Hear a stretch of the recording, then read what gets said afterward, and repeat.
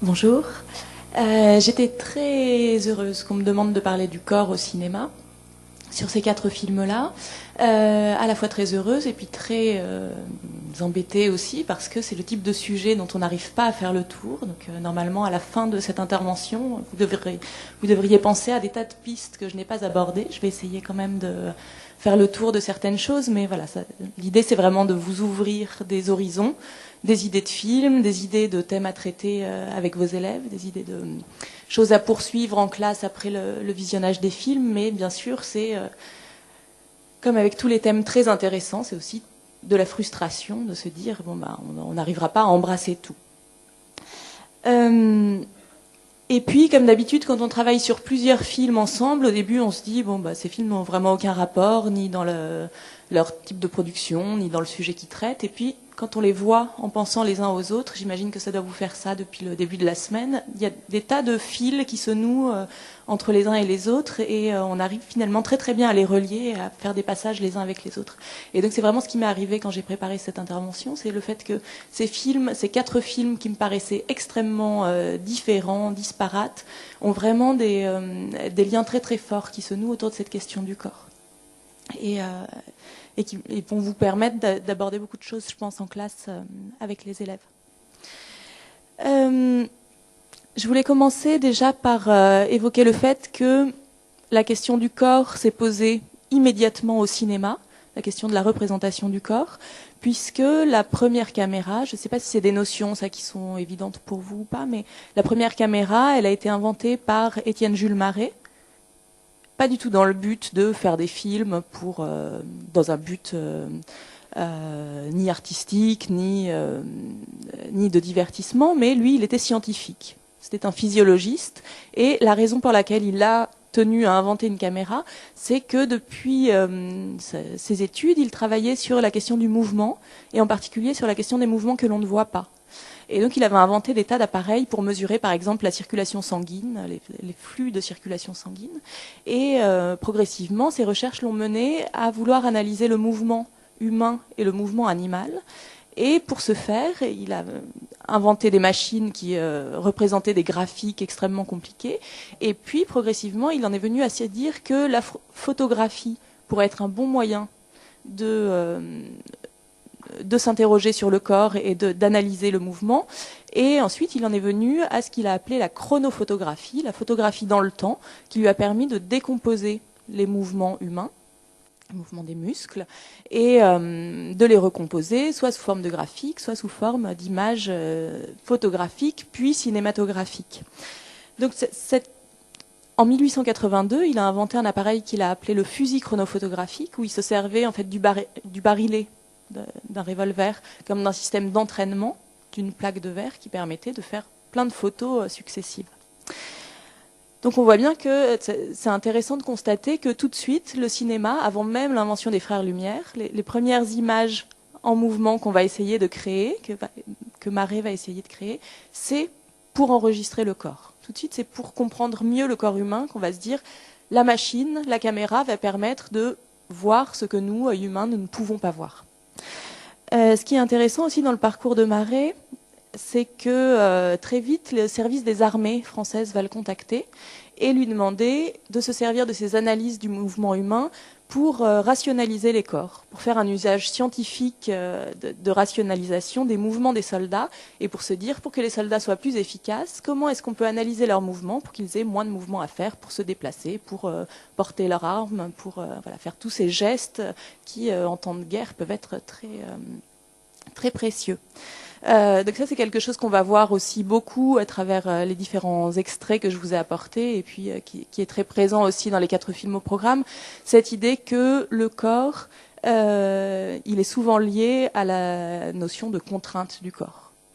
Le corps, il est toujours en balance avec la notion de société et que la société, c'est quand même souvent une façon de brider le corps là où il devrait être, dans un cadre qui peut être le cadre du cinéma ou celui de la société ou celui de la maison du professeur Itard. Voilà.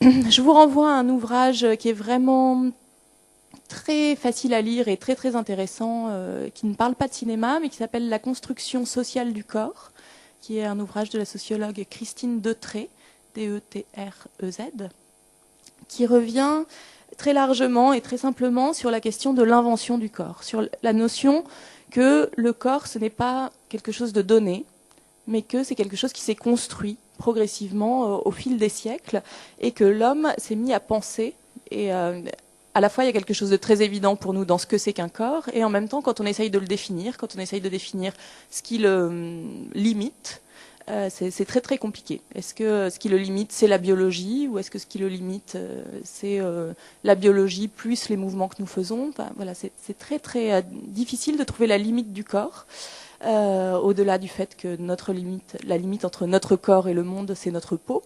Ça c'est vraiment une frontière qui le définit. Mais voilà, est-ce qu'un corps c'est qu'une machine? C'est ce qu'on a pensé pendant longtemps, et du coup c'est un sujet qui a été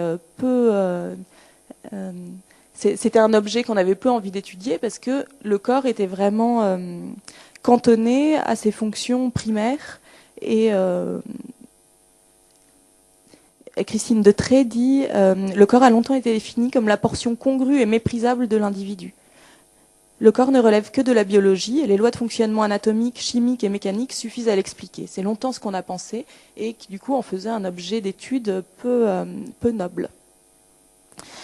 Elle dit aussi que dans ce dualisme que nous avons intégré entre l'esprit et le corps, nous avons finalement l'impression que le corps est quelque chose de très bien défini, puisqu'on sait à quoi l'opposer, on sait qu'on peut l'opposer à l'esprit, à l'âme, à tout ce qui est plus immatériel.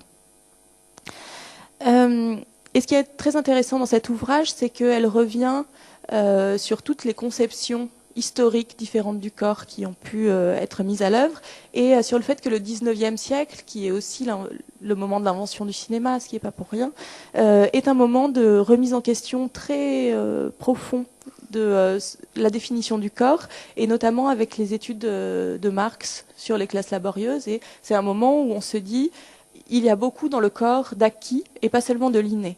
Et c'est un moment où on commence à réfléchir sur cette notion que le corps, c'est pas nécessairement quelque chose qui est donné avec un mode d'emploi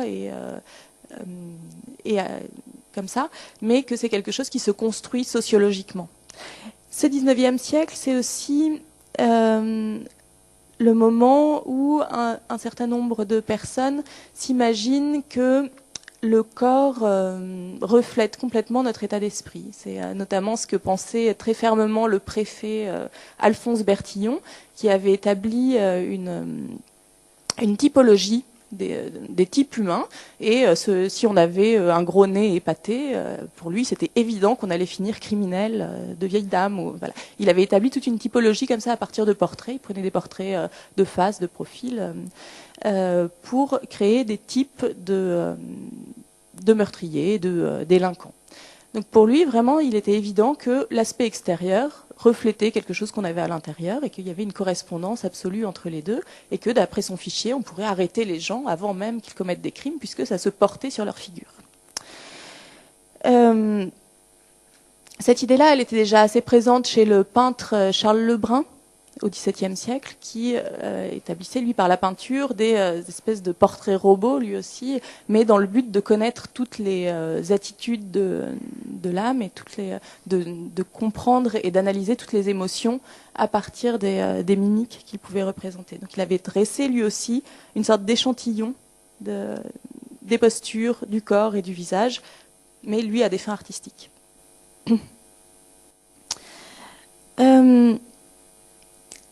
Christine de Trey cite une phrase de Brian Turner qu'il a empruntée à la définition du corps prise dans un dictionnaire, et qui nous montre bien que la question n'est pas si simple que ça. Il dit « Le corps est un organisme matériel, mais aussi une métaphore.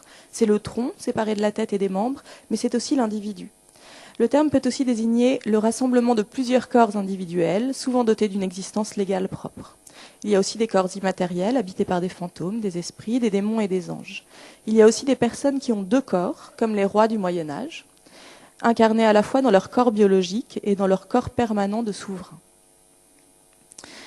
Et puis une autre référence qui peut être intéressante pour cette notion de construction du corps, c'est celle de Jean-Pierre Vernant, qui dans L'individu, la mort et l'amour, c'est un petit livre paru chez Folio qui se lit très facilement aussi, il compare en fait la conception du corps dans l'Antiquité grecque avec la nôtre, et notamment entre la distinction, en s'appuyant sur la distinction entre le corps de l'homme et le corps des dieux.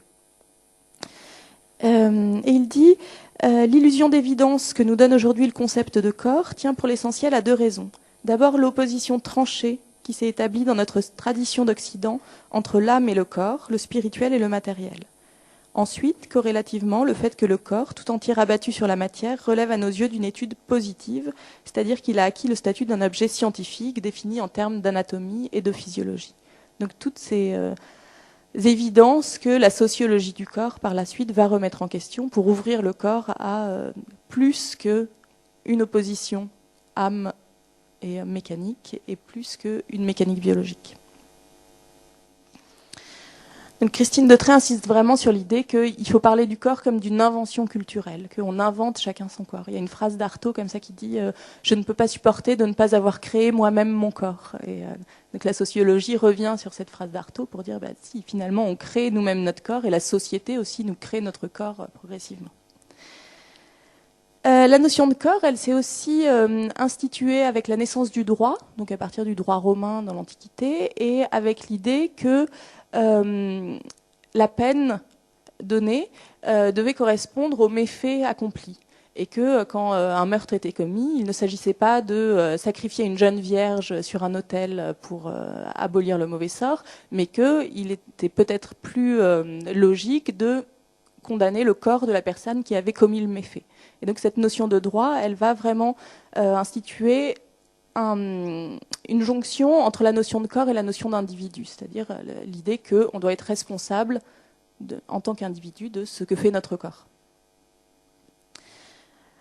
Je vous disais donc que le corps, il est vraiment au cœur de l'invention du cinéma, et en même temps, ce que le cinéma nous montre du corps, c'est toujours autre chose que lui-même, puisque dès la photographie, dès l'invention de la photographie en 1839, on cherche à faire des portraits. La photographie va vraiment venir essayer de suppléer la peinture pour faire les portraits du plus grand nombre de classes sociales possibles.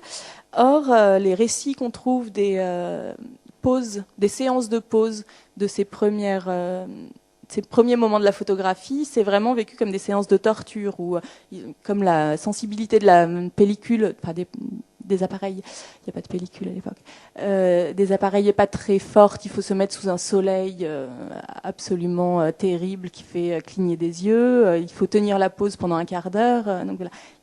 Les premiers portraits photographiques qu'on a des corps, finalement, ils nous montrent des corps qui sont en souffrance absolue parce que la pose elle-même pour la photographie était quelque chose d'extrêmement pénible. Et puis, ce qu'il y a d'intéressant aussi dans ce premier moment de la photographie, qui nous interroge bien sur le fait que représenter les corps, c'est les modifier, c'est montrer autre chose d'eux que ce qu'ils sont vraiment, c'est que pendant longtemps, comme le temps de pause nécessaire à l'obtention d'une image était très très important, autour d'un quart d'heure, si quelqu'un passait devant l'objectif pendant que la photographie était prise, il restait souvent de lui une espèce d'ombre, de petites traces blanches sur la photographie qui en faisaient des fantômes. Et donc la photographie du 19e siècle s'est beaucoup amusée de ce phénomène lumineux qui permettait de photographier des fantômes. C'est aussi ce qu'on voit dans un daguerréotype célèbre de Daguerre, qui est Boulevard du Temple, je crois. La photo doit s'appeler Boulevard du Temple. Et donc un boulevard extrêmement passant à Paris.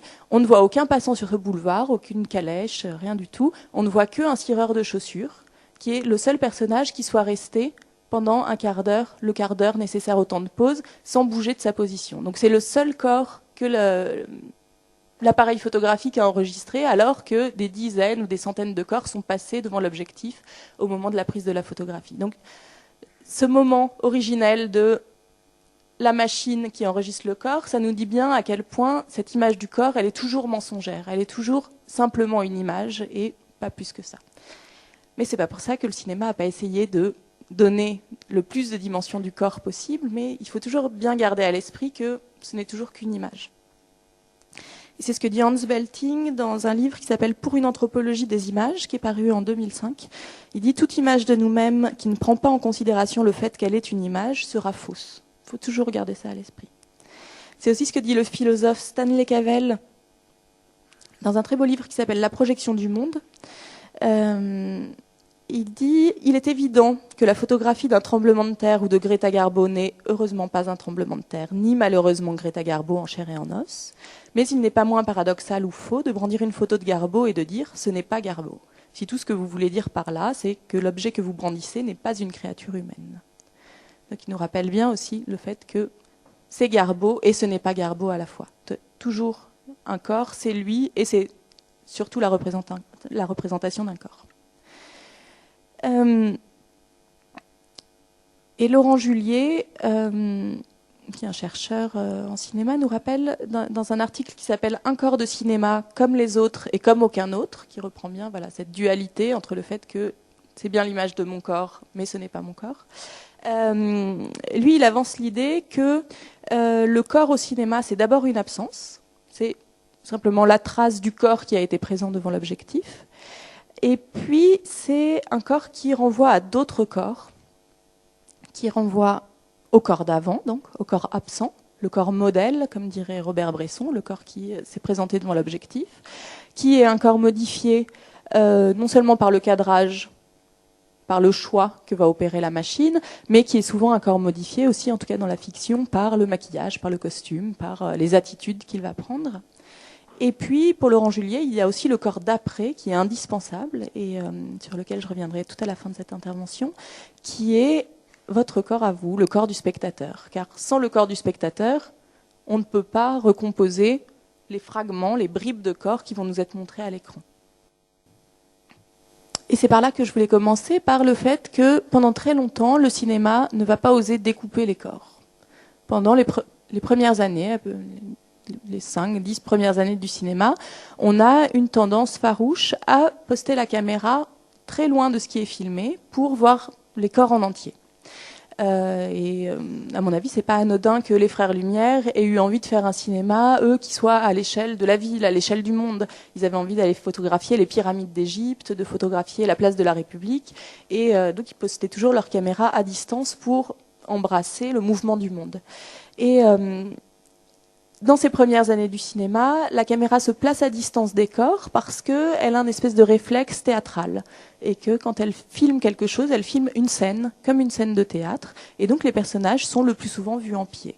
C'est ce qu'on voit dans tous les films de Méliès, par exemple, qui fait des films du début du cinéma, de 1895 jusqu'à 1915. Lui qui était magicien et qui travaillait dans un théâtre de magie, va toujours poster sa caméra au milieu de son théâtre de magie pour voir l'ensemble de la scène de théâtre.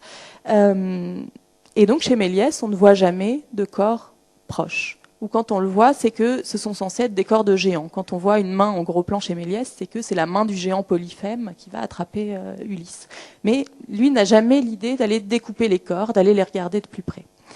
Et quelques films vont avoir l'idée de faire ça très tôt dans le cinéma, et c'est ce qu'on va appeler les films à trucs, qui sont des films qui enregistrent vraiment cette idée que la machine caméra peut nous permettre de voir le monde différemment que notre œil humain. Et donc ces films vont essayer de jouer sur les possibles de la caméra et sur le fait qu'on peut s'approcher, qu'on peut filmer de très haut, voilà, qu'on peut montrer par la caméra des visions du monde que nous n'avons pas d'habitude. Et c'est ce que je voudrais vous montrer avec un petit film qui date de 1900, qui est un film de George Albert Smith qui s'appelle Grandma's Reading Glasses, les jumelles de grand-maman. Et vous allez voir qu'on est vraiment donc, dans ce qu'on appelle le film à trucs, c'est-à-dire que c'est pas un film qui raconte vraiment une histoire, mais c'est une petite scénette qui est basée sur un truc de cinéma, sur une idée de cinéma, et qui est explorée comme ça tout au long du film. Est-ce qu'on peut y aller ? Donc on le regarde en entier, c'est très court. Voilà, donc on voit que le film est construit autour de cette idée que la loupe grossit et la caméra, elle aussi, peut grossir la réalité. Et en prime de grossir, par la proximité que va avoir la caméra avec l'objet, elle va agrandir, en plus, le cinéma va agrandir par le truchement de la projection. Donc on en arrive à obtenir un œil comme ça qui fait 2 mètres sur 1. Et c'est vraiment une façon de représenter le corps de manière... comment dire, dans sa singularité, mais pas de le montrer comme une attraction foraine. Le cinéma des premiers temps est très dans ce principe d'attraction foraine, et le spectateur supporte à ce moment-là que l'œil lui soit montré en très gros, parce que c'est justifié par ce principe du film à truc et cette idée qu'on est dans un film de divertissement. En revanche, ça va être très long d'intégrer des gros plans, même moins gros que celui-là, à un récit, parce que pendant longtemps, soit que les producteurs soient frileux, soit que les spectateurs comprennent mal, on ne sait pas exactement comment ça se passe dans l'histoire de la narration du cinéma, mais pendant longtemps, on estime que le spectateur ne comprendra pas si on lui montre une tête coupée par le cadre de la caméra. On imagine que le spectateur va vraiment s'imaginer que l'acteur a été coupé. Et c'est David Wark Griffiths qui raconte qu'il a lui-même inventé le gros plan, ce qui est un peu étonnant puisqu'il va faire des films bien après ce film-là de George H. Smith qu'on vient de voir. Et Griffiths raconte que... il raconte ainsi le moment où il a inventé le gros plan, même si ça existait depuis 10 ans avant. Il raconte « Mes patrons me recommandaient constamment de filmer les personnages de telle sorte qu'ils soient bien entiers dans l'image. Toutefois, à l'écran, ceux-ci paraissaient alors tellement distants que le public ne pouvait pas distinguer les expressions des acteurs. C'est ainsi que je me risquais à faire une prise de vue rapprochée et à filmer leur visage uniquement, réalisant ce que l'on appelle maintenant un gros plan. Billy Bitzer, mon opérateur de prise de vue de l'époque, ne voulait pas tourner ce genre de choses. Il prétendait que l'arrière-plan serait flou, c'était effectivement un problème. Je me rendis donc au Metropolitan Museum of Art, où je passais un bon moment à étudier les œuvres des maîtres de la peinture. Pour finir, je devais recevoir le soutien de Rembrandt et quelques autres artistes. Tous avaient peint des portraits qui ne montraient que le visage. En mettant la main sur un autre caméraman, je parvins à filmer mes gros plans. Mais en voyant ces images, les spectateurs de l'un des premiers Nickelodeon, du premier cinéma de l'époque, poussèrent les hauts cris. Ils voulaient savoir où les pieds des acteurs avaient bien pu passer. Cette innovation ne tarda cependant pas à être reprise par tout le monde et je dois regretter qu'il m'est arrivé de voir des gros plans qui m'ont fait regretter d'être si malin, surtout quand j'en vois révéler indiscrètement les amygdales des acteurs. Il paraîtrait que le gros plan aurait déjà été inventé avant cela. Si tel est le cas, en tout cas, l'usage n'en était pas répandu et ni moi ni la compagnie pour laquelle je travaillais alors n'en avions jamais vu ou seulement entendu parler. Donc Griffiths, qui est un homme qui a vraiment synthétisé toutes les inventions de narration classique au cinéma, revendique la paternité de toutes ces inventions. Et puis quand on se penche un peu sur le pré-cinéma, on se rend compte que c'est pas du tout si vrai que ça. Mais c'est vrai que lui les a travaillés, systématisés et popularisés. Et donc il revendique comme ça l'invention du gros plan. Il revendique l'idée d'avoir pensé qu'on pouvait découper le corps de la caméra, et pour la bonne raison que si on le découpe, si on s'en approche, on peut le voir mieux. Et donc le voir mieux, ça veut dire voir mieux les émotions, comprendre mieux l'histoire. Là, on a vu dans le film à truc qu'on rapproche la caméra à ce moment-là pour créer un effet curieux, un effet comique, un peu saisissant pour le spectateur. Rapprocher la caméra, ça va être aussi donner des informations au spectateur au moment où les histoires vont se complexifier un peu. Rapprocher la caméra des corps, ça va être une façon de mieux indiquer ce qui se passe. Ça va être une façon aussi de distinguer les personnages des autres au moment où on va sortir d'un cinéma qui serait un cinéma d'action, un cinéma de poursuite. Quand le cinéma veut vraiment se mettre à raconter des histoires, il faut qu'on distingue que les deux jeunes filles ne sont pas la même. Ou voilà, il faut qu'on puisse reconnaître les personnages. Et c'est ce que dit aussi Jean-Pierre Vernant sur les dieux grecs. Il dit les dieux grecs, ils ont une apparence et à la fois ils ont un corps comme tout le monde, mais à la fois ils ont un corps qui les distingue les uns des autres. Et c'est ça qui est très ambigu dans le corps, c'est qu'on a tous le même, avec le même fonctionnement, et qu'en même temps c'est notre corps à nous qui nous permet de nous distinguer de toutes les autres personnes de cette terre. Donc c'est ce qui se passe dans la fiction de cinéma, on rapproche la caméra pour qu'on puisse distinguer les différents personnages. Et d'ailleurs, ce rapprochement de la caméra va faire tomber en complète désuétude l'utilisation des travestis pour les rôles de femmes. Les hommes vont perdre une grande part de la figuration à cette époque-là, puisqu'ils ne pourront plus jouer travestis une fois que la caméra sera trop rapprochée d'eux. Et on approche la caméra pour montrer les émotions, ce que Griffith va faire à merveille, en particulier avec Lillian Gish. Il rapproche la caméra pour montrer la beauté de la femme et puis les émotions intenses qu'elle ressent dans les grands drames dans lesquels il la filme. Et voilà, rapprocher la caméra, c'est aussi montrer de beaux corps, des corps d'acteurs qui ont été sélectionnés, maquillés, bien éclairés, et donc montrer un espèce d'idéal de beauté aussi, ou d'idéal de corps effrayant. On peut le voir avec Frankenstein. Donc voilà, cette idée de rapprocher la caméra, de découper le corps et de mettre le corps finalement au centre du cadre, c'est l'idée qui va s'imposer pour tout le cinéma classique américain, hollywoodien. Et c'est l'idée qui naît à ce moment-là autour de Griffith et de cette volonté de voir mieux le corps. Il y a quelque chose d'assez paradoxal dans ce moment du début du cinéma hollywoodien, qui est que les studios vont s'installer pour plusieurs raisons en Californie, les grands studios de cinéma, notamment parce qu'il y fait très beau et qu'on peut tourner 300 jours par an, parce qu'il y a beaucoup d'espace. Et puis finalement, le fait que Hollywood se crée à Hollywood, ça va amener un cinéma qui va être tout entier confiné dans des hangars, dans des studios, qui ne sera pas tellement un cinéma de plein air, mis à part le western, qui ne sera pas un cinéma de grands espaces, mais ça va devenir vraiment un cinéma du corps, et où le corps filmé sera un corps magnifié, bien traité, qu'on va bien éclairer, dans des studios insonorisés, où il n'y aura pas de bruit parasite pour venir l'embêter. Voilà, donc je trouve que c'est très paradoxal ce moment où on choisit de filmer dans un endroit où il fait beau, où il y a des paysages magnifiques et grandioses, et puis en même temps c'est le moment où on choisit de ne filmer que les corps, des beaux corps, et de les enfermer dans un monde complètement artificiel créé spécialement pour eux. Et c'est aussi le moment où les corps où le découpage des corps, le tronçonnage des corps des acteurs se met à vraiment être très réfléchi par des gens comme Griffith, et très théorisé et très systématisé. Et cette question du découpage du corps par la caméra, elle nous renvoie au fait que le corps de cinéma, c'est toujours un corps en kit, c'est toujours un corps en pièces détachées qu'on nous livre comme ça, un coup la tête, un coup les bras, et puis c'est au spectateur de le recomposer, de le réassembler avec le son qui nous est livré, à part lui aussi, ou qui peut être... dans les films italiens, par exemple, il y a souvent les voix des personnages ne correspondent pas du tout aux acteurs qui les ont incarnés. C'est très fréquent que dans les films de Fellini, on voit le corps de Mastroianni, et puis la voix qu'on entend n'est pas du tout la sienne, mais celle d'un autre acteur qui l'a doublé après coup.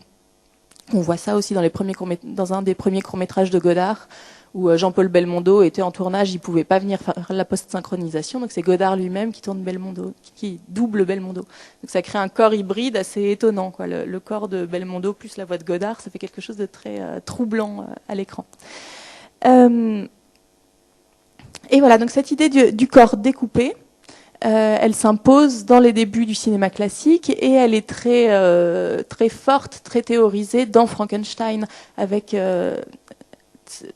un parallèle vraiment qu'on peut tracer entre le savant fou qui décide d'aller ramasser des morceaux de corps dans les cimetières, ou de les faire ramasser pour construire une créature nouvelle. C'est exactement ce que produit le cinéma et le cinéaste. Il assemble des morceaux de corps qu'il a prélevés sur un ou plusieurs corps, et puis il en fait une créature imaginaire qui renaît de ses cendres. Et c'est ça aussi le parallélisme qu'on peut faire entre Frankenstein, enfin la créature de Frankenstein, et la créature de cinéma, c'est que c'est un corps fantôme, c'est un corps qui renaît d'une présence qu'on voit en mouvement à l'écran, mais qui n'est que le fantôme de quelque chose qui a été.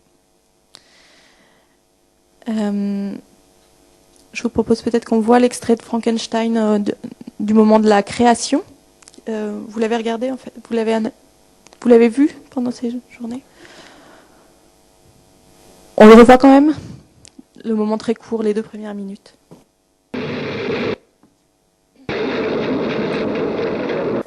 Avec cette scène, on est vraiment dans l'idée que le créateur est un démiurge, et donc on peut vraiment faire le parallèle avec le cinéaste, qui est lui aussi un démiurge, qui crée un monde, qui crée un univers, une histoire, des personnages, des corps. Et cette idée démiurgique, elle passe aussi beaucoup par l'éclairage et par le fait que c'est l'étincelle qui va donner la vie. Et l'étincelle, on la voit beaucoup à l'écran. Et ce qui est intéressant aussi avec ce film, c'est que cette scène-là, elle va être reprise par James Whale quand il va faire La fiancée de Frankenstein quelques années plus tard. Et je pense que ça peut être intéressant avec les élèves de comparer les 2 séquences. Parce qu'il va vraiment reprendre exactement les mêmes motifs d'éclairage qui vient faire des flashs comme ça, visuels très forts chez le spectateur. D'alterner le décor qui est très sombre, très gothique, la pierre très noire avec ses éclairs très très contrastés, et avec l'idée comme ça que ces morceaux de corps venus du cimetière accèdent à une espèce de transcendance qui est l'étincelle de vie qui va venir naître dans ces morceaux de chair. Et c'est bien un corps découpé qu'on voit aussi, puisque c'est la main qui se met à bouger, et c'est dans cette main qu'on voit la vie. Et dans La fiancée de Frankenstein, c'est la même séquence, avec les mêmes éléments, mais très retravaillée, et beaucoup plus systématisée dans l'idée que le corps s'élève vers quelque chose de divin. Donc c'est vraiment la transcendance divine qui va lui donner la vie pour qu'il revienne sur Terre. Je pense que ça peut être une bonne idée de comparer les 2 séquences et comment la mise en scène chez le cinéaste évolue en quelques années. Comment est-ce qu'il repense sa scène à 3 ou 4 ans d'intervalle. Et j'imagine que dans Frankenstein Junior aussi, il doit y avoir une même scène de création. Et je ne l'ai pas revue pour l'occasion, mais je pense que ça peut être une bonne occasion de comparer comme ça 3 séquences et leur mise en scène. Et dans La fiancée de Frankenstein, c'est beaucoup plus gradué, l'idée qu'on passe d'un corps qui est un corps mort, qui est sous un drap, donc vraiment comme s'il revenait de la morgue, et puis progressivement, il y a des petits indices de vie, une main qui s'agite, un œil qui s'ouvre, et progressivement, comme ça, par des petits détails, des petits morceaux de vie qui prennent, le corps se redresse et est en vie. Le corps de Frankenstein, il est assez proche de celui de l'enfant sauvage aussi. Il y a beaucoup de correspondance à faire entre ces 2 types de corps, qui sont des corps brutaux, des corps animaux, monstrueux, enfin monstrueux pour la créature de Frankenstein et plutôt animal pour Victor de l'Aveyron, et qui sont des corps qu'on essaye de faire entrer dans un cadre. Et ça, j'y reviendrai après, sur le rapport que le corps entretient avec le décor. C'est quelque chose de très, très important et très travaillé dans Frankenstein. Je vais rester juste un peu sur cette question de corps en morceaux.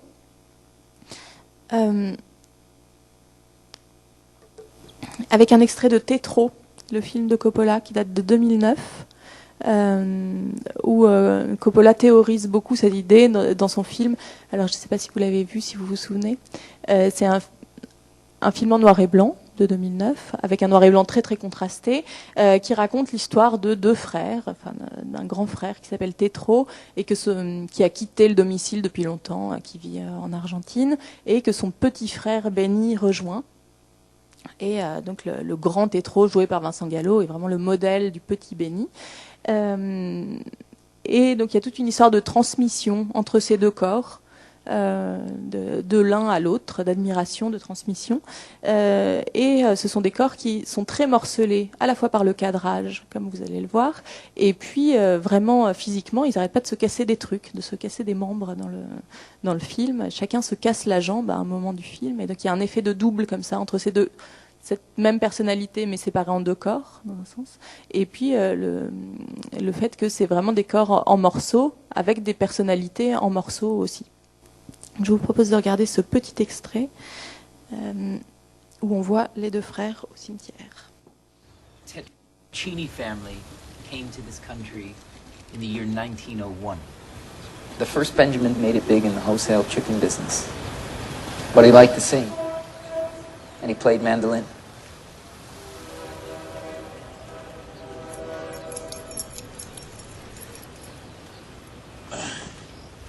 Voilà, j'aimais bien cet extrait parce qu'il permettait d'en montrer deux en un et de faire à la fois la référence à Coppola, qui découpe les corps de ses personnages pour montrer qu'ils ont une fracture intérieure. C'est vraiment ça le fil conducteur du film. Et puis la référence à Michael Powell aussi avec les contes d'Hoffman dont on a vu un extrait. Et qui est vraiment un film matrice pour Coppola, dont il se sert beaucoup dans son histoire, et qui reprend cette idée que le corps de cinéma serait un corps en morceaux, un espèce de corps de créature de Frankenstein. C'est un peu le même principe. Coppelia, qui en fait s'appelle Olympia, d'ailleurs, dans les contes d'Hoffman. Alors je ne sais pas si c'est un jeu de mots sur Coppelia, Coppola, s'il y a quelque chose comme ça, ou si vraiment il se trompe de nom. En tout cas, Coppelius, c'est celui qui a créé l'automate Olympia et qui l'a fait passer aux yeux du jeune poète Hoffman pour une créature de chair. Et le jeune poète se laisse abuser, tombe amoureux d'elle, et quand il se rend compte donc qu'en fait c'est un automate et qu'on peut la désarticuler comme ça, il est très déçu et très humilié. Voilà, donc ce conte d'Hoffman repris par Powell nous fait plonger dans un cinéma qui est très artificiel, qui joue beaucoup sur l'artificialité du corps, des acteurs, des mouvements même qui sont réalisés par les personnages, et qui renvoie aussi beaucoup à l'expressionnisme allemand, sur lequel je voulais dire peut-être un mot, mais peut-être que vous y reviendrez cet après-midi avec l'intervention sur Frankenstein. Frankenstein, c'est un film qui est très imprégné de l'atmosphère de l'expressionnisme allemand, et ça se voit beaucoup dans les décors qui sont des décors éclairés de façon vraiment magnifique, où il y a un jeu sur ce château gothique très sombre et sur l'éclairage qui va venir souligner quelques détails du mobilier ou des personnages. Et ce qui est étonnant, c'est qu'il n'y a pas tellement de membres de l'équipe qui sont européens ou allemands, mais en tout cas, c'est un film qui a vraiment pris à ce mouvement, à cette période du cinéma allemand qui avait envie de créer un monde très artificiel, comme ça, de recréer par le cinéma un monde qui ne ressemble pas au monde que l'on habite. Et donc la créature créée par Frankenstein se moule bien dans ce monde qui est complètement inhumain.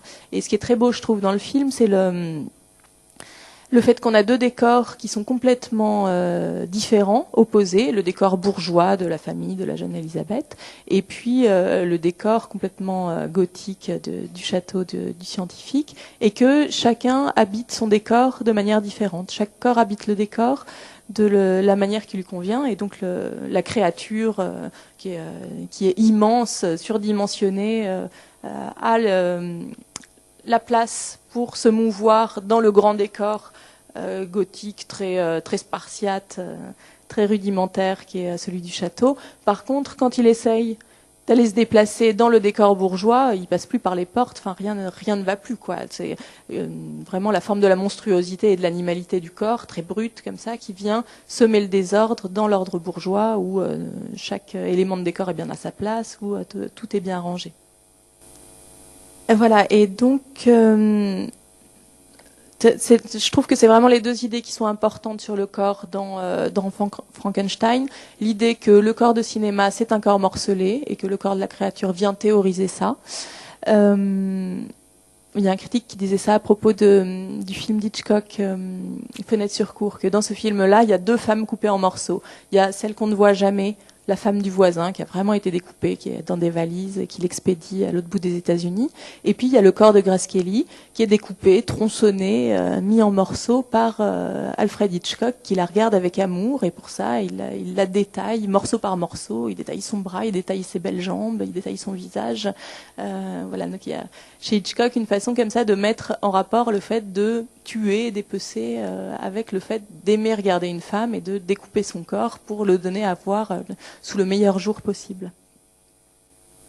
La différence qui existe aussi entre la créature de Frankenstein et l'enfant sauvage, c'est que l'enfant sauvage, il va être éduqué progressivement et qu'on va lui apprendre les gestes, les bons gestes qui correspondent bien à ce qu'il faut faire en société. C'est vraiment ça le projet du professeur Itard, c'est de contraindre ce corps qui était un corps en toute liberté dans la nature, de le contraindre dans un espace qui est plus fermé, qui est celui du cadre de la maison et qui est celui du cadre de la société. Donc ça rejoint un peu ce que je vous disais sur le cinéma des premiers temps, qui avait des corps en liberté, qui pouvaient laisser errer dans des courses-poursuites infinies, et le cinéma décide d'enfermer les corps dans des studios et de les enfermer aussi par le cadre en rapprochant la caméra. Cette éducation du corps, elle passe donc par le fait d'apprendre les bons gestes, de se discipliner, de se laver.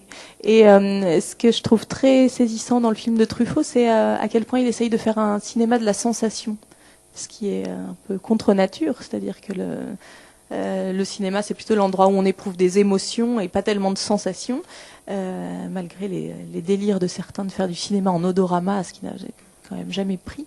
Mais il y a un peu de ça chez Truffaut, l'idée de se dire on va essayer d'axer tout le parcours initiatique de l'enfant sauvage sur les sensations. Il est beaucoup question de se brûler, de renifler, de sentir. Voilà. Et il met vraiment au cœur du film la sensation, alors que c'est par excellence ce qu'on ne peut pas éprouver au cinéma, ce avec quoi on ne peut pas s'identifier au cinéma. Et Christine Detré revient sur cette question-là aussi de l'histoire de la sensation, du fait que les sens eux-mêmes sont une construction sociale, et que chez Victor de l'Aveyron, le sens premier, le sens le plus important, parce que le plus animal, c'est l'odorat. C'est avec ça qu'il se guide, qu'il sent le danger venir.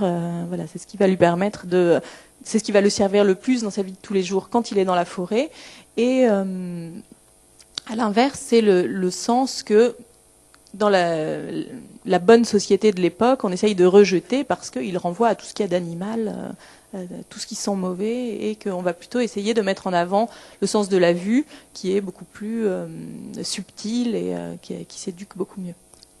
Et donc il y a tout un parcours de sensations comme ça chez Victor, que lui fait prendre le professeur Itard, et qui est rythmé aussi par le fait qu'on n'arrête pas de voir des organes, des représentations de l'intérieur du corps, des représentations de l'intérieur de l'oreille, voilà, qui sont placardées comme ça dans le décor de la maison du professeur Itard. Donc il y a une volonté assez paradoxale de Truffaut de nous faire réfléchir à l'intérieur du corps, comment ça fonctionne à l'intérieur, et puis ce qu'on ressent, ce qu'on éprouve au toucher, à l'odorat. Donc je vous propose qu'on regarde sur cette question à la fois de la sensation et à la fois de comment est-ce qu'on éduque le corps à être contraire à sa nature, qu'on regarde un petit extrait de l'enfant sauvage, et puis après on passera au temps moderne de Chaplin.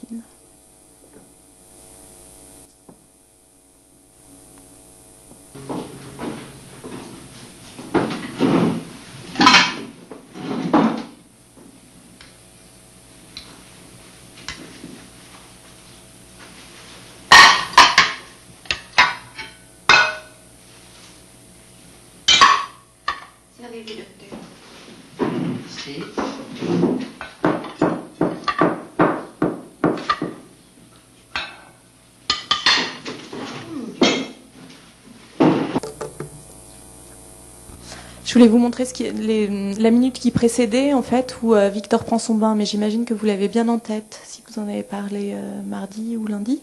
Et voilà, qui est vraiment axé sur les sensations, et où Itard dit à Madame Guérin qu'il met de l'eau très chaude dans le bain pour modifier les sensations de Victor. Là, c'était sur ce point-là que je voulais insister. Et puis sur le moment où Victor est une créature morcelée aussi, puisque on commence cette séquence-là par un gros plan des ongles et des mains complètement noirs de crasse qui sont coupés au ciseau par Madame Guérin. Voilà, par le fait que morceau par morceau, on fait de cet homme animal un homme civilisé. On le conduit comme ça à se civiliser et socialiser progressivement. Et je voulais enchaîner donc ce moment où Victor essaye d'apprendre les gestes. Lui, il est dans un corps pulsionnel qui va essayer de se nourrir du moyen le plus direct et le plus simple possible, et où au contraire, le professeur Itard voudrait le conduire à avoir les gestes qui finalement pour l'enfant paraissent complètement aberrants et absurdes, mais avoir les bons gestes pour se nourrir dans une bonne société. Et donc je voulais vous montrer un extrait des temps modernes. le film de Chaplin qui date de 1936. Je vous propose qu'on regarde le long extrait et puis je vous en parle après.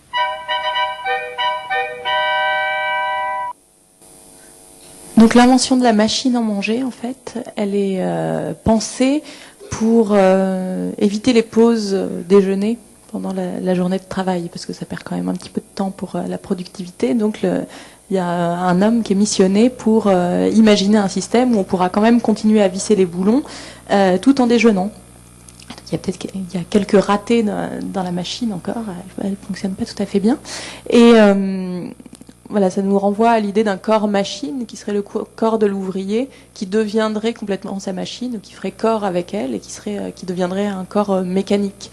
Idée qu'on retrouve beaucoup dans toute la réflexion sur le travail, et en particulier le travail des ouvriers. On a plusieurs idées du corps du coup qui cohabitent dans cet extrait-là. Et la première, c'est l'idée d'un corps burlesque. C'est le corps de l'acteur Chaplin qui fait une variation sur les moyens de se manifester, de montrer des émotions, de se déplacer, qui est assez extraordinaire. Et l'extrait est assez long en fait. Et la scène est assez longue et plus tard, il continue à varier les mêmes gestes, mais en prenant une attitude d'enfant. Et il se met à aller dans la grande salle des machines et à baisser tous les leviers, à appuyer sur tous les boutons. Et donc le contremaître n'arrive pas à le contrôler. Il a été tellement rendu fou par le travail que ses membres ne répondent plus à la raison. Et il a vraiment un corps et une attitude d'enfant complètement déconnecté de la bienséance, de ce qui se fait, et puis des interdictions qu'on lui donne. Donc voilà, il n'était pas envisageable de faire une matinée sur le corps sans parler du corps burlesque, puisque le burlesque, c'est un moment qui s'est intéressé très particulièrement à comment se manifeste le corps au cinéma, et qui, dans les premiers temps, a été vraiment un cinéma de la trajectoire, où les premiers burlesques, les burlesques qui durent 1 ou 2 bobines, 10 ou 20 minutes, en général, ils vont vraiment tout droit à l'essentiel de l'action. Et donc, c'est des corps lancés à toute vitesse qui traversent le champ. Dans les premiers films de Buster Keaton, c'est beaucoup ça qu'on voit. Buster Keaton court à droite, à gauche, il passe sur les toits, il grimpe, il descend, voilà, il va dans tous les sens. Et là, on est à un moment du burlesque où Chaplin est vraiment en pleine possession de ses moyens d'acteur, où il a une finesse de jeu qui est extraordinaire et où il s'impose dans la même mesure que Itard impose à Victor le fait de manger de façon civilisée avec une cuillère. Là, le réalisateur Chaplin impose à l'acteur Chaplin de jouer avec seulement son visage, ce qui est assez extraordinaire, de tenir toute une séquence comme ça en ne jouant que avec les mimiques du visage, sans mains, sans pieds, sans corps. Ça devient une simple tête qui est censée à la fois manger pour ce qui concerne le personnage et puis surtout nous faire rire pour ce qui concerne l'acteur et le réalisateur. Donc il y a vraiment une performance de corps qui est extraordinaire là de la part de Chaplin et d'autant plus extraordinaire qu'ensuite il va varier ce motif du corps contraint par la machine en nous montrant le corps très appliqué qui visse très sérieusement les boulons, et puis le corps qui est avalé par la machine. Et à partir de ce moment où il est avalé par la machine, où il est rendu fou par le travail, son geste répétitif de visser les boulons va se transformer en une espèce de chorégraphie, de danse, que je renvoie du coup à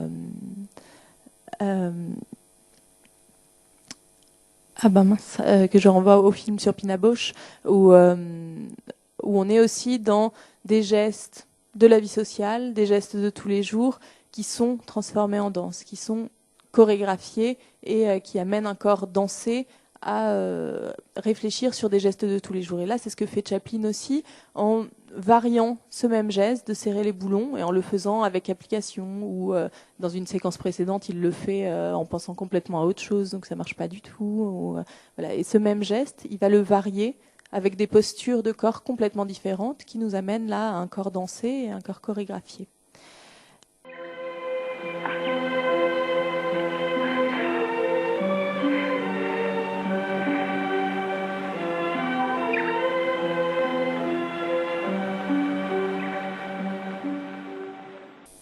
Et on pourra à peu près tout dire sur le corps juste avec cet extrait-là de Chaplin. Ce qui est intéressant aussi sur ce film-là, enfin ce qu'il est important de dire en tout cas, c'est que c'est un moment où le cinéma est devenu parlant depuis presque 10 ans, en 1936, et Chaplin, qui est la plus grande star au monde, a décidé, lui, que son personnage ne parlerait pas. Et pour lui, c'est impensable de faire parler son personnage pour la bonne raison que Chaplin, il fait un cinéma universel. Il a créé un cinéma qui pouvait se comprendre dans tous les pays, dans toutes les cultures. Et donc, il n'a pas du tout envie de réduire son personnage à une langue qui serait l'anglais. Et donc, il préfère le garder muet.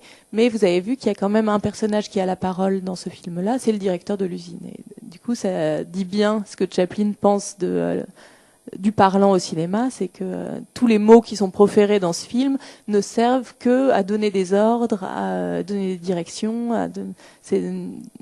Tous les mots qui sont prononcés ne sont que des mots de violence. Donc ça montre bien que Chaplin, à cette époque-là, a une idée très négative de la parole à laquelle il va se faire dès son film suivant.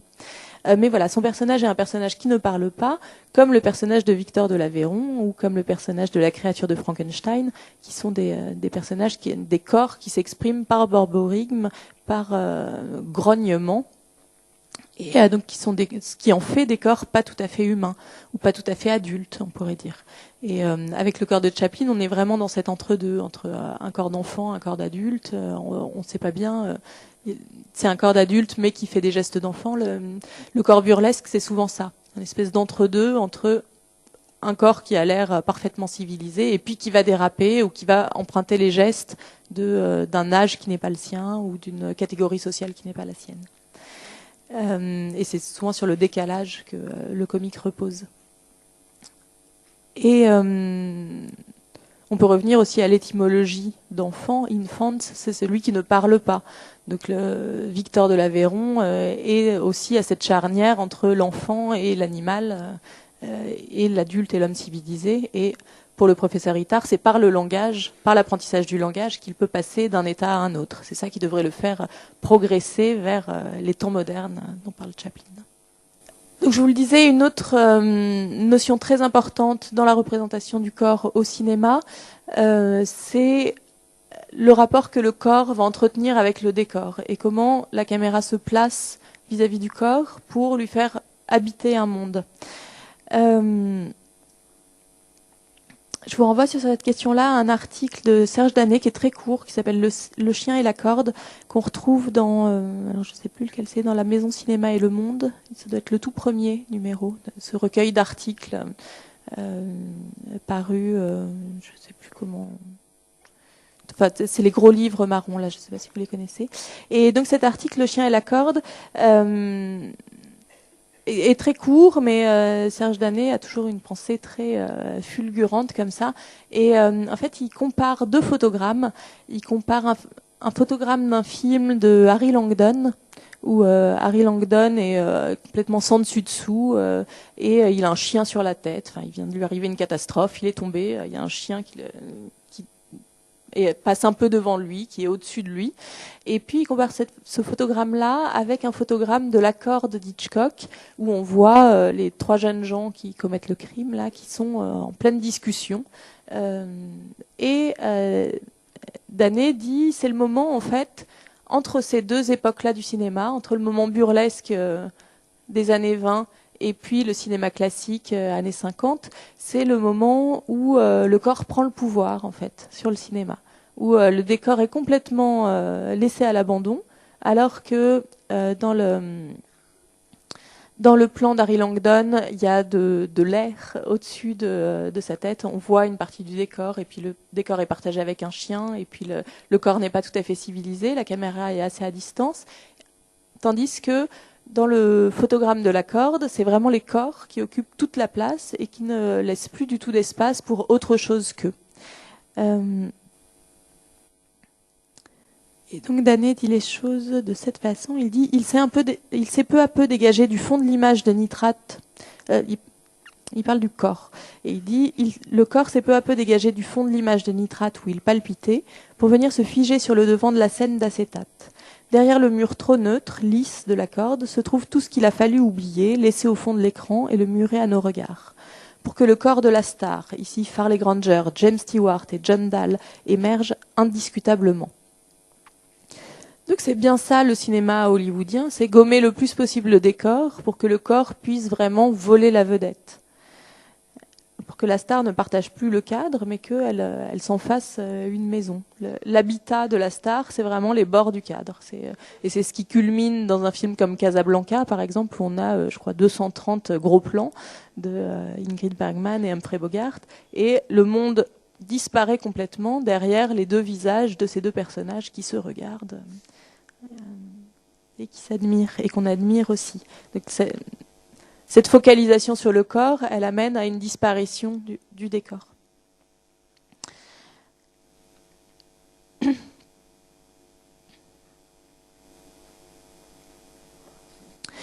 Et il y a quelque chose d'assez paradoxal là-dedans, dans le fait que l'échelle des plans au cinéma, elle s'est vraiment pensée par rapport au corps humain. Les termes qu'on emploie sont imaginés par rapport à la façon dont le corps apparaît dans le cadre cinématographique, alors que la caméra peut, elle, tout filmer. Et il y a une phrase d'Eisenstein que vous connaissez peut-être, qui est assez éloquente à ce sujet, qui dit « Les lois de la perspective sont telles qu'un cafard filmé en gros plan est plus impressionnant qu'un troupeau d'éléphants filmé en plan d'ensemble. » Et ce qui dit bien que, alors que le cinéma pourrait filmer le microscopique et le gigantesque, il est assez étonnant que le cinéma ait décidé de se concentrer sur le corps à ce point-là. En tout cas, le cinéma de fiction, de long métrage. Le rapport de la figure au cadre, je vous le disais, il est particulièrement signifiant dans Frankenstein, où il est question de comment est-ce qu'on adapte le cadre à la créature et au décor qui l'occupe. Les cadres sont beaucoup plus resserrés dans le décor bourgeois qu'ils ne le sont dans le grand décor gothique où la créature a plus de place pour se développer.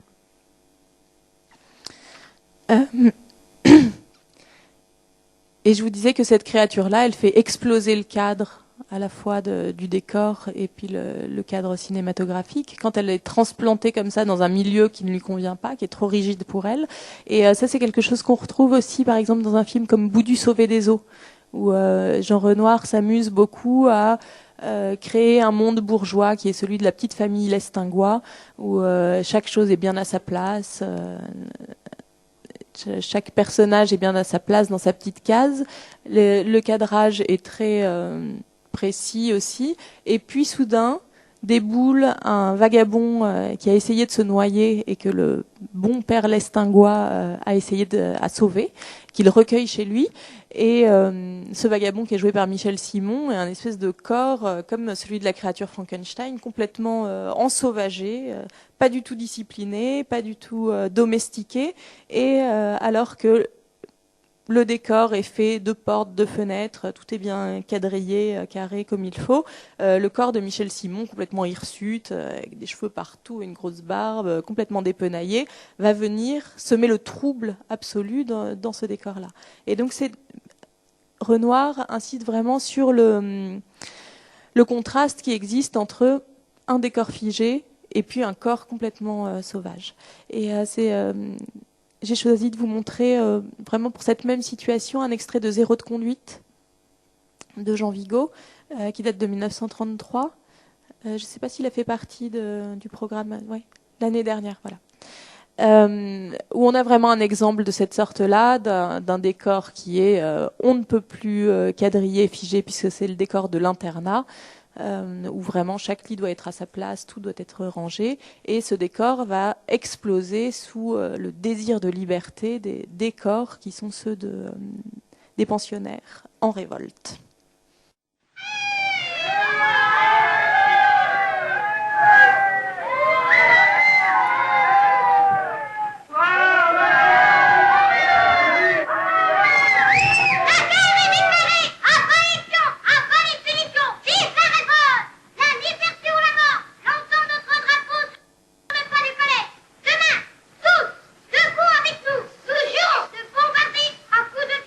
Qu'est-ce que c'est ?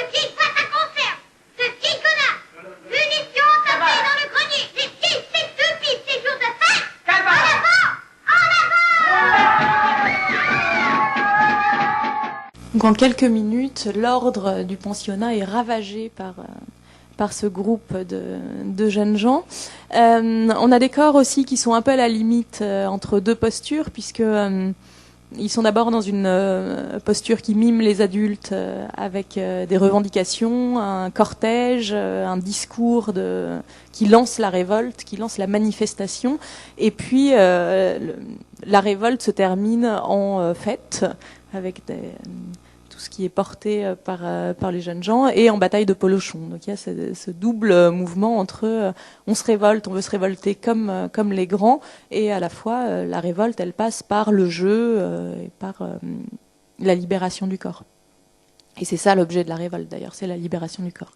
Et la libération du corps, elle passe très nettement par l'explosion du décor, à la fois du cadre, et donc la caméra qui filme au départ le dortoir en entier, qui montre les lits bien rangés, où l'espace entre chaque lit est extrêmement bien respecté, et va s'intégrer à la scène et va venir filmer au plus près des corps. Et donc on a des corps dont il manque la tête, dont il manque les jambes, qui sont filmés comme ça dans l'action, par morceaux, et c'est vraiment le mouvement de l'action qui va compter là pour Jean Vigo.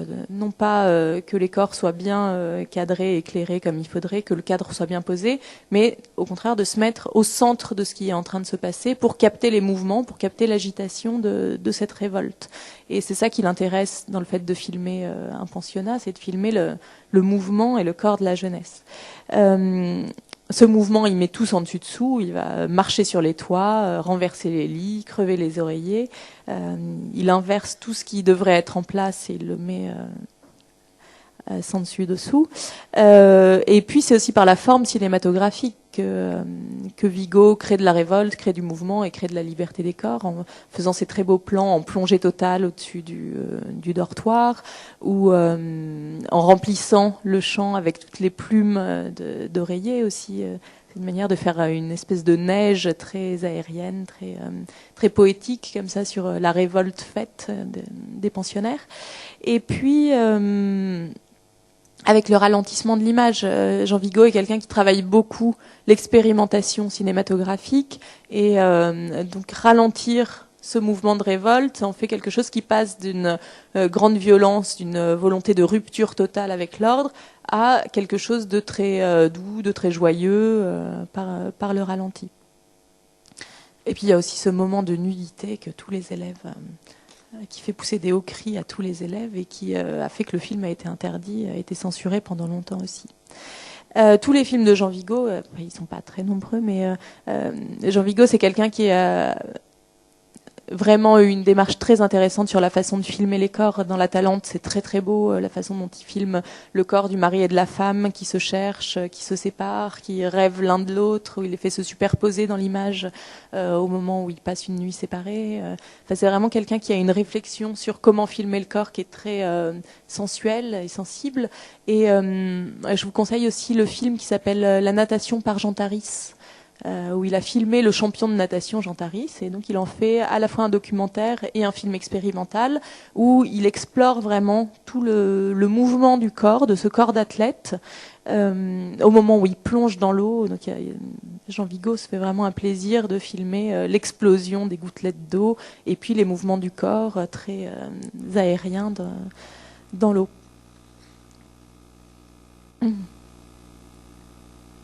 Voilà, et au-delà de cette question du corps dans le décor, un autre paramètre important dans la mise en scène des corps au cinéma, c'est celui de la relation entre les corps entre eux. Comment la caméra choisit de se placer vis-à-vis des corps qu'elle filme, et quel espace elle décide de créer entre les différents corps des personnages. Pour cette question-là, je voudrais vous montrer un extrait d'un film qui s'appelle Mademoiselle Oyu, ou Miss Oyu, il a plusieurs traductions. Un film de Mizoguchi, un film japonais donc, qui date de 1951, de Kenji Mizoguchi. Mizoguchi, c'est vraiment un cinéaste de femmes. C'est quelqu'un qui fréquentait beaucoup les prostituées et qui connaissait très bien les femmes, qui s'est beaucoup attaché à les représenter, à représenter les femmes du Japon des années 50. Et il raconte beaucoup d'histoires de soumission de la femme, ou au contraire de révolte, de prise de pouvoir des femmes et de leur place dans la société. Et je voudrais vous montrer le tout début de ce film Misoyu, dans lequel un jeune homme qui s'appelle Shinosuke doit rencontrer une promise. Il voudrait se marier et sa tante lui a fait venir une jeune fille qu'elle pense très bien pour lui. Enfin, vous allez comprendre puisque c'est le tout début du film. On regarde l'extrait. そうなええお方ですな。ように二親にはされたもんでございますので人懐こうはございますけれど今日までご縁談もたんと終わりでしたやろ。でもいざ一緒になるというと思うような人がないと申しましてしずさんはどうでしょう。お気に入りましたやろか。はじめあんたあの人言うたらあんさんとしずさんと間違うてしまいまして私と一生懸命見てたんやそうです。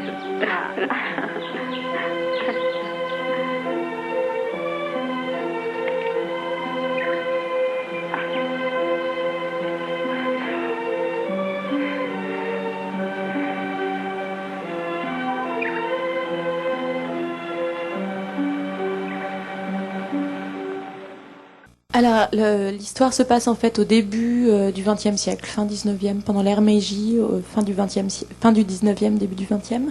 Et ce qui est très frappant donc dans ce début de film, c'est à quel point les positions entre les personnages, entre les personnes d'une même société, sont ritualisées et sont prédéterminées par un savoir-vivre intégré par chacun. Si vous lisez L'Empire des signes, l'essai de Roland Barthes sur le Japon, sur son voyage au Japon, il parle d'un concept qui sert à définir quelle est la bonne position entre les corps pour chaque situation de la vie, qui s'appelle le ma.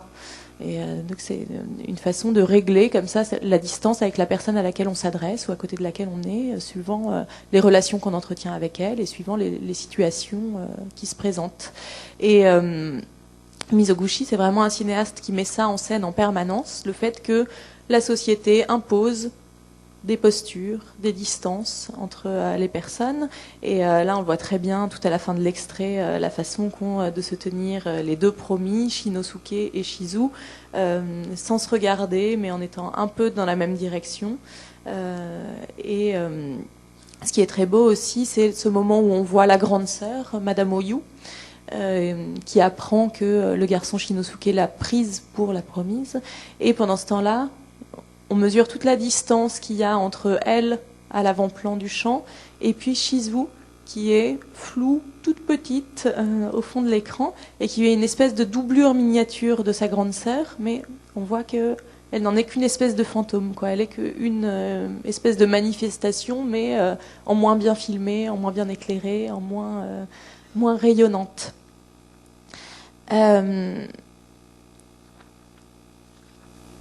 L'actrice d'ailleurs, c'était le grand amour de Mizoguchi, cette actrice qui joue Misoyu, dont le nom m'échappe, mais je vais le retrouver tout à l'heure. Et c'était vraiment son actrice fétiche qu'il fait jouer dans un grand nombre de films, et on dit qu'ils ne se sont jamais avoués leur amour de toute leur vie, donc c'est peut-être pour ça qu'il la filme si bien. Voilà, donc ce qui est très intéressant, c'est cette façon dont la distance entre les corps est réglée, ce qu'on voit très bien aussi tout au début dans la procession des femmes qui sortent de la petite maison et puis qui vont rejoindre l'autre petit pavillon où elles ont rendez-vous, et puis ce très grand détour qu'elles font alors que l'homme qu'elles viennent rejoindre est juste en face d'elles. Elles le saluent, mais elles font tout un grand détour pour se rendre au point de rendez-vous, et qui permet de mettre en scène aussi une autre distance qui est celle de la caméra au personnage de Shinosuke. Donc on a un double espace comme ça qui est très signifiant entre la caméra qui est placée tout au bout de ce champ de bambou, qui laisse beaucoup de champ à Shinosuke, beaucoup de distance avec lui, qui permet au spectateur de porter une espèce de regard sur lui. Et puis il y a aussi beaucoup de distance entre lui et les femmes qui l'observent, qui l'attendent. Et puis ce qui est très important dans la posture des corps dans cet extrait-là et dans la façon dont ils sont mis en scène, c'est que c'est là que se joue le drame originel de ce film, c'est-à-dire que il y a une erreur de casting manifeste. Shinosuke se trompe de femme.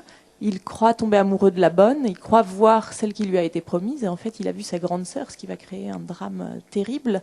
Et du fait de la position dans laquelle elles se trouvent, de la manière dont elles sont en procession, il se trompe. Il joue vraiment le miscasting sur laquelle lui est promise, et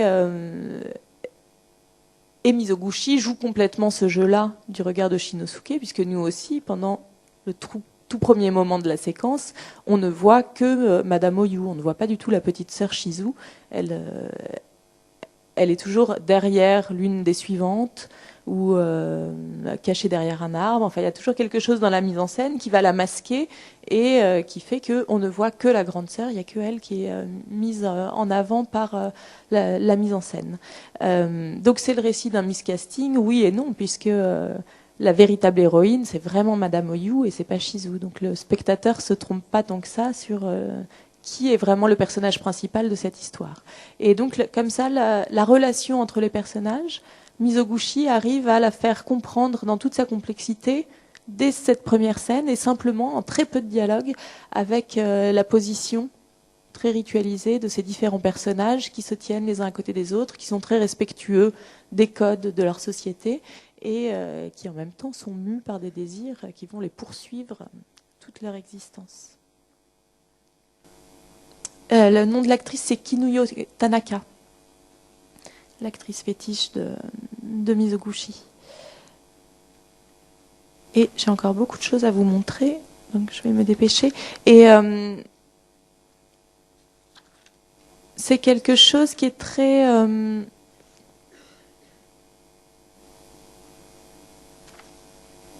Oui, c'est un thème, ça, la distance des corps, qu'on retrouve beaucoup dans les rêves dansants aussi. Cette question de entre le désir et la bienséance sociale, quelle proximité on peut avoir entre corps. C'est quelque chose qui a beaucoup théorisé aussi E.T. Hall avec sa théorie de la proxémie, sur quelles sont les distances, comment on peut régler la distance dans les différentes situations de la vie. Est-ce qu'on peut se parler de très près? Est-ce que quand on est collé à quelqu'un dans le métro, on peut le regarder ou pas?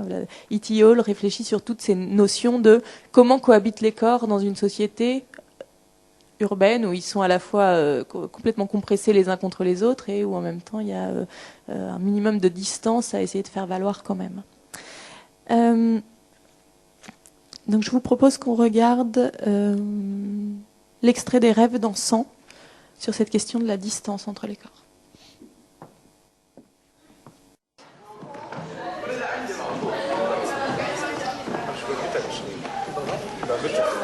Bon, alors il faudra me prendre sur parole.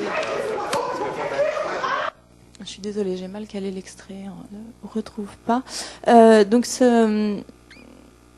je voulais vous montrer un moment à la fin du film où on est déjà dans la représentation, où les corps sont déjà en costume, où la chorégraphie est déjà bien réglée. Et je voulais insister sur le fait que ce qui est très beau dans cette chorégraphie, c'est le discours qu'elle tient sur les postures sociales et qui sont vraiment représentées dans les postures sur la scène et comment l'écart se crée entre les corps sur la scène, comment ils se rejoignent ou s'écartent. Voilà, on a vraiment une logique de trajectoire comme ça dans la scène, sur la scène de danse, qui devient un microcosme de la société. Et du coup, on va rapidement passer à l'extrait du gamin au vélo, où on est aussi... je pensais beaucoup à Miss Oyu en regardant le gamin au vélo, et au fait que quand les frères Dardenne filmaient Rosetta, ils étaient tout le temps collés à elle, tout le temps la caméra en mouvement, la caméra en train de lui coller au train pour aller voir où elle allait partout. Et... dans le gamin au vélo, la caméra est beaucoup plus posée. L'enfant est filmé beaucoup plus à distance que dans Rosetta, où on était toujours dans un cinéma de nuque, comme disait, je crois que c'est Charles Tesson qui a cette expression pour les cinéastes qui suivent toujours derrière, dans le dos des personnages. Là, la caméra est beaucoup plus posée et il y a un nouvel acteur qui s'interpose, qui est la relation entre l'enfant et le personnage joué par Cécile de France. Et donc la relation, elle s'est complexifiée, puisqu'on n'a plus uniquement la distance entre la caméra et le personnage, comme on avait chez Rosetta, mais on a la distance entre la caméra et les deux personnages, et la distance entre les deux personnages. Et ce qu'on conserve des tout premiers films des frères Dardenne, c'est le fait qu'on est vraiment dans un cinéma de trajectoire, dans des personnages qui ont des idées fixes, et ces idées fixes, elles se transmettent vraiment par leur corps, et c'est des personnages qui poursuivent leur idée fixe, pas seulement dans leur tête, mais vraiment dans le cadre de cinéma et dans le décor de cinéma, et qui passent leur temps à foncer bille en tête pour poursuivre leur objectif. Et alors on va peut-être revoir le tout début du film, du coup, pour cette question-là. Cyril, descends là. Lâche ça. Lâche, lâche, tu vas te faire mal. Lâche, Cyril. Tu te calmes. Calme-toi. Tu te calmes. T'es calmé?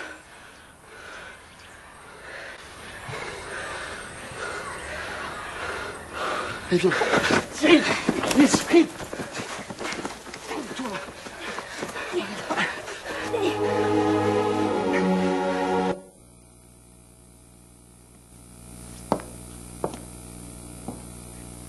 Alors, on retrouve un corps en révolte, un peu comme ceux de Zéro de conduite, mais la révolte, elle se porte pas du tout sur le fait de détruire le décor ou de l'accorder à son désir, mais elle porte sur le fait de sortir du cadre. Et ça se manifeste vraiment dans un sens très cinématographique, où les personnages des frères Dardenne, ils cherchent toujours à outrepasser la bordure du cadre cinématographique, à sortir. Ils sont sans arrêt traqués par la caméra qui les filme tout le temps. D'ailleurs, le petit garçon, il est présent dans toutes les scènes sauf une. Et eux, leur objectif, c'est toujours d'être en mouvement, et c'est toujours d'essayer de franchir cette limite du cadre, de sortir de cet espace confiné que le film leur attribue. Donc c'est des personnages qui sont toujours à la bordure, comme ça, qui essayent toujours de traverser aussi vite que possible, comme pouvaient le faire les cinéastes burlesques des premiers temps, et d'aller ailleurs, de se dérober au regard. Sur cette question du corps dansé et de la représentation sociale de la danse, je voulais vous montrer un extrait d'un film de Jean Rouch qui s'appelle Les Maîtres Fous. C'est un court-métrage qu'il a réalisé en 1955 au Niger. En fait, c'est Jean Rouch, qui était d'abord ingénieur, a réalisé après une thèse d'ethnographie sur la magie songhai, sur les divinités au Niger qui sont incarnées en fait lors de danse. Et lors de ce travail de thèse, il a rencontré la communauté des Aouka, qui sont des immigrés au Niger, des immigrés du Ghana qui vivent au Niger, et qui l'ont invité à filmer des cérémonies de possession, de danse de possession, où ce sont des divinités qui sont incarnées par la danse, mais vous allez voir que ce sont des divinités du quotidien. Je vous propose qu'on regarde l'extrait qui est d'une grande violence et que je vous en parle après.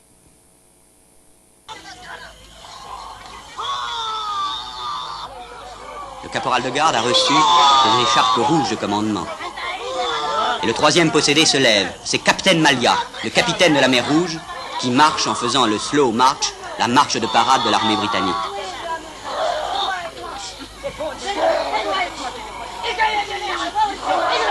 La locomotive a reçu aussi ses écharpes de commandement. Et voilà le quatrième possédé, Madame Locotoro. Madame Locotoro, la femme du docteur. Madame Locotoro minaude et reçoit une robe de femme. Le caporal de garde continue ses saluts empressés. Et la locomotive fait l'aller-retour entre le palais du gouvernement et la pierre de sacrifice. D'autres possédés sont en train de venir.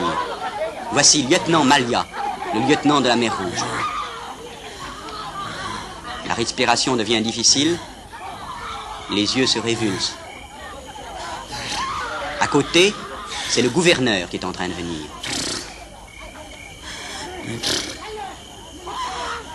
Le lieutenant appelle à l'aide. et c'est le caporal de garde qui vient aider le gouverneur.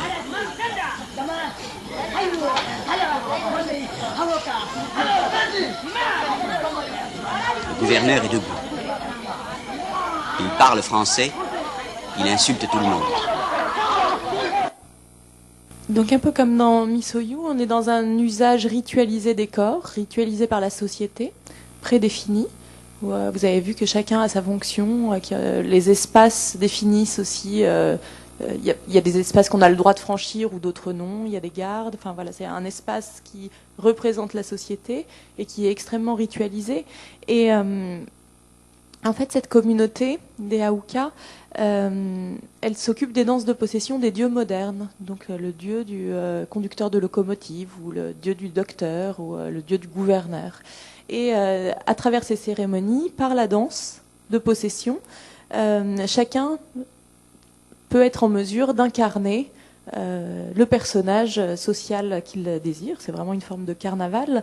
Et en fait, c'est une façon d'exorciser toute la lourdeur de la société du travail, de la civilisation mécanique, comme l'appelle Jean Rouch. On retrouve bien l'idée de corps-machine qu'on avait avec Charlie Chaplin. Et donc Jean Rouch raconte que ces hommes-là qui travaillent d'arrache-pied toute la semaine ont besoin, et qui sont aussi qui sont des immigrés, et puis qui sont dans une société aussi de colonisation britannique, ont besoin de se défaire de toutes ces pressions, à la fois de la machine, du monde du travail, et puis de toutes les autorités qui pèsent sur eux, et qu'ils s'en défont le week-end en sortant de la ville et en allant dans des villages réaliser ce type de danse de possession.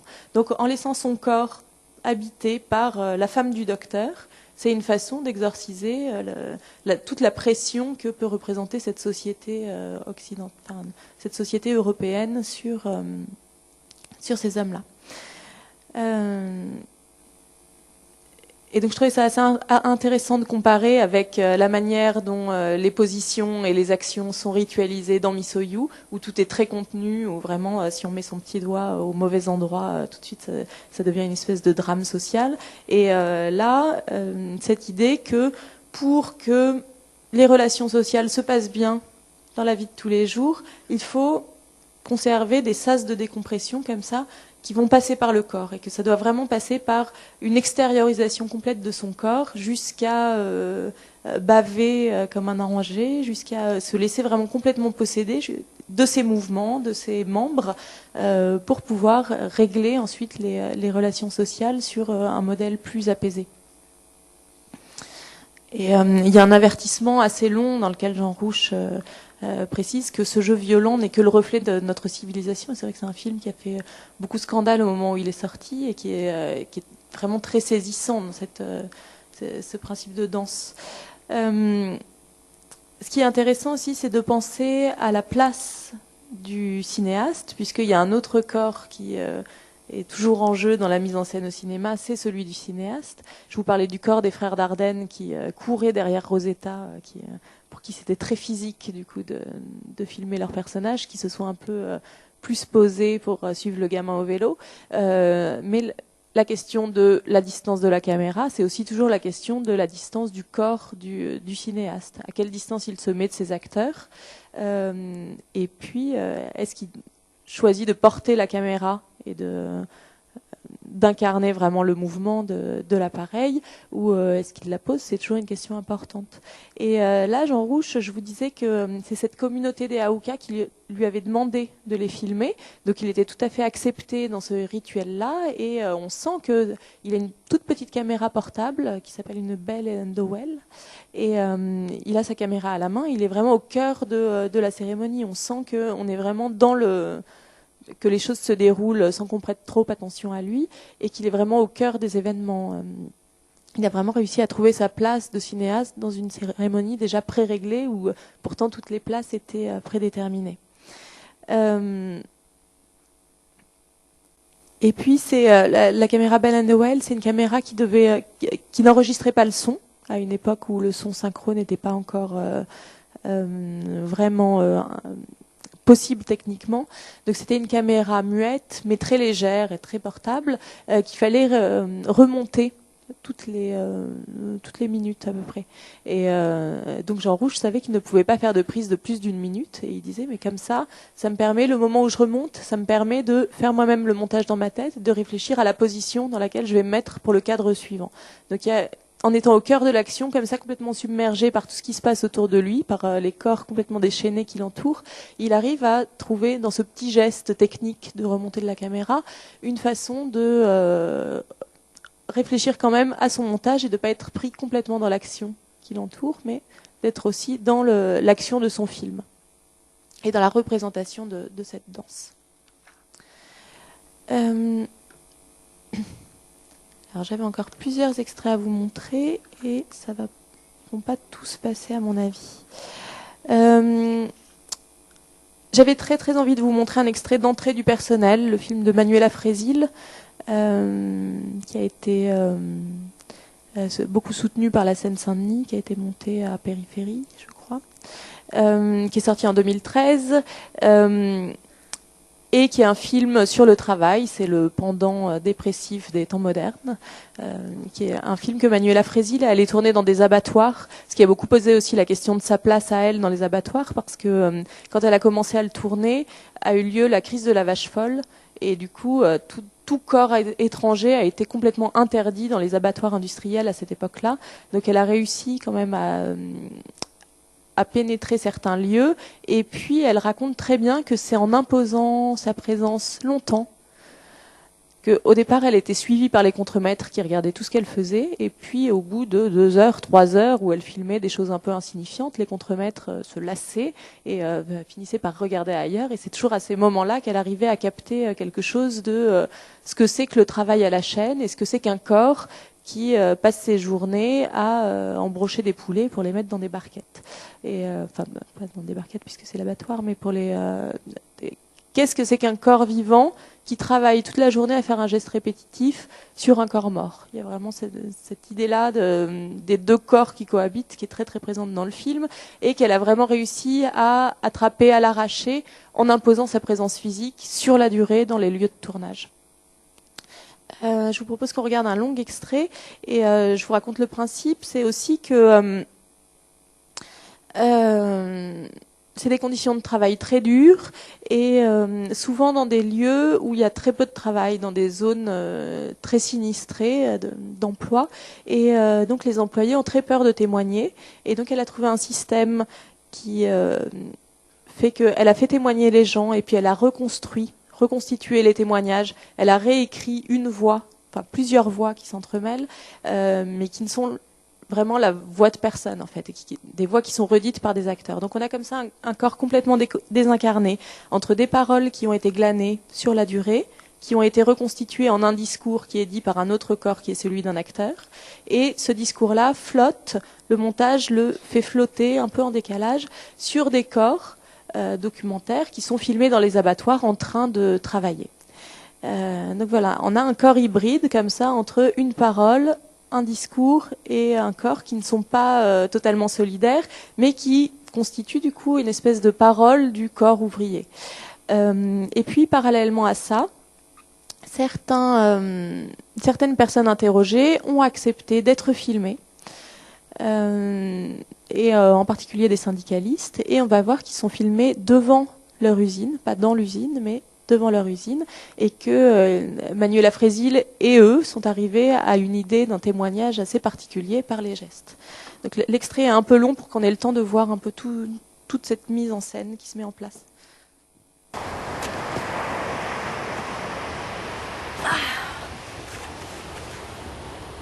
Les horaires, c'est 5h30, 13h ou 5h, 12h30. J'ai pas besoin de beaucoup de sommeil. Donc j'ai toute l'après-midi. Et quand il fait beau, l'été, après le boulot, je vais à la plage. Et en hiver, je reste à la maison, je lis. J'aime beaucoup la lecture. Là, moi, je suis aux épaules. 20 épaules de l'heure, on a tout juste notre salaire. Après, ce qu'on fait au-delà, ça passe en prime. Or, c'est la prime qui fait le salaire. Mais une fois qu'on a appris le geste... À un moment dans le film, il y a un des personnages qui dit « on est vraiment comme Charlot dans les temps modernes ». Et Il y a vraiment un parallélisme entre les deux. Et ce que je trouve très beau, c'est le moment où la femme sur la plage dit quand on a bien trouvé le geste, on est comme des machines. Et justement, ce moment-là où elle accomplit le geste hors de la machine et sans poulet dans les mains, cette action-là, de déplacer le geste hors de son contexte habituel, fait que ce geste-là ne devient plus un geste utilitaire qui sert son entreprise, mais que ça devient un geste chorégraphié.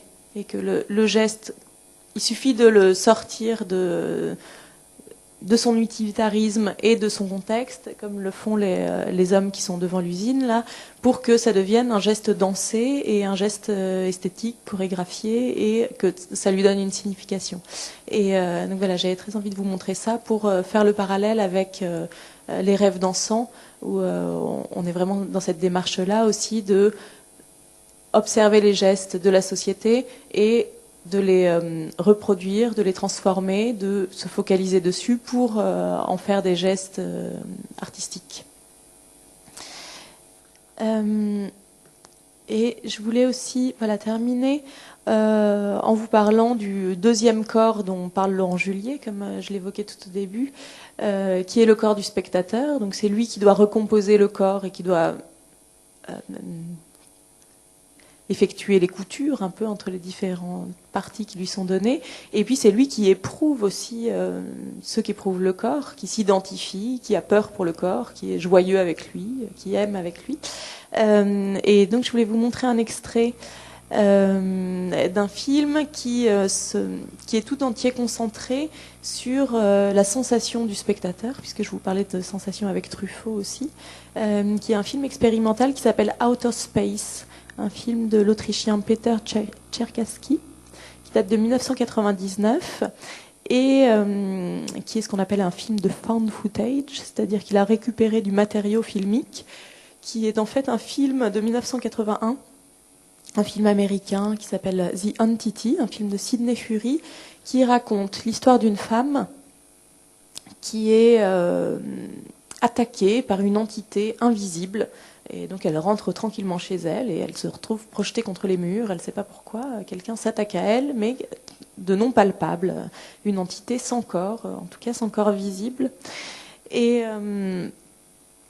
Czerkaski a repris ce film, a pris la pellicule de ce film et l'a retraité avec une petite lampe qu'on appelle la Truca, qui permet de copier le film, de le redoubler sur une pellicule vierge, et donc il a recadré le film, il l'a recopié, et il en a fait une nouvelle version où l'agression ne se porte plus sur la femme dans la fiction. On n'est plus du tout dans un film de fiction, de série B, dans un film de peur.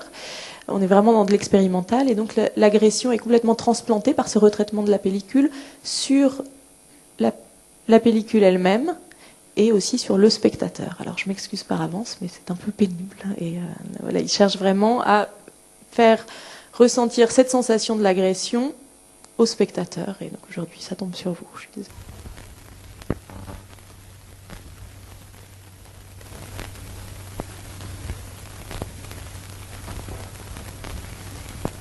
Voilà, c'est pire après, ça devient de plus en plus intense d'un point de vue lumineux.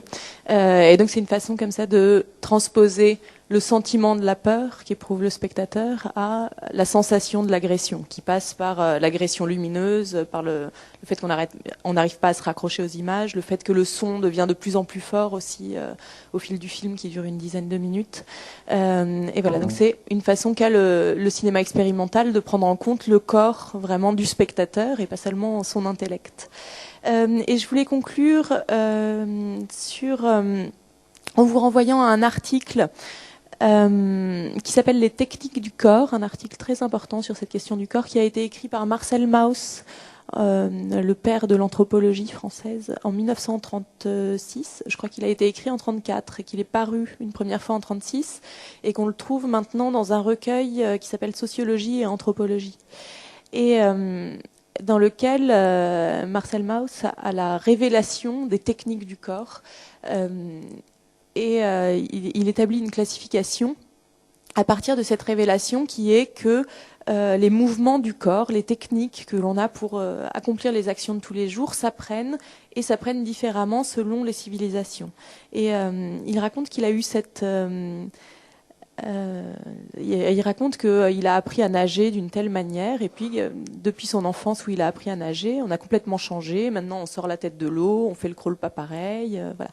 Il part de petits exemples comme ça où il dit si j'avais appris à nager en Amazonie il y a 200 ans, je nagerais pas du tout de la même façon que je ne le fais aujourd'hui. Et donc voilà, il théorise cette idée que notre corps, c'est vraiment le reflet de la société dans laquelle on vit. Et que notre corps est vraiment éduqué par ce qui nous entoure.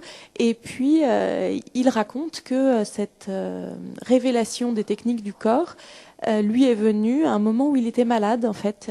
Il était à l'hôpital. Il était à l'hôpital à New York et il s'est rendu compte que les infirmières qui le soignaient avaient exactement la même démarche que les stars américaines des films. Et donc il s'est mis, comme il passait de longues journées alité à ne rien faire, il s'est mis à beaucoup observer la démarche de ces infirmières et à réfléchir sur le fait que le cinéma hollywoodien modelait complètement la façon, la démarche des femmes dans la vie réelle, et que il y avait donc cette non seulement on se transmettait de génération en génération des techniques du corps, des façons de bien manger comme on a vu pour l'enfant sauvage, ou des façons de bien courir le mieux possible, mais que aussi la fiction, le cinéma est aussi un vecteur de technique du corps, et que nos démarches, nos façons d'embrasser ou de fumer proviennent aussi de ce qu'on a vu dans les films et de ce qu'on reproduit dans la vie ensuite. Voilà, donc je voulais boucler la boucle sur, comme j'avais commencé avec Marais, qui faisait le lien comme ça entre le corps et le cinéma, je voulais conclure par le lien inverse, c'est-à-dire que c'est le cinéma finalement qui dicte nos techniques du corps. Voilà, je vous souhaite une bonne après-midi de fin de formation.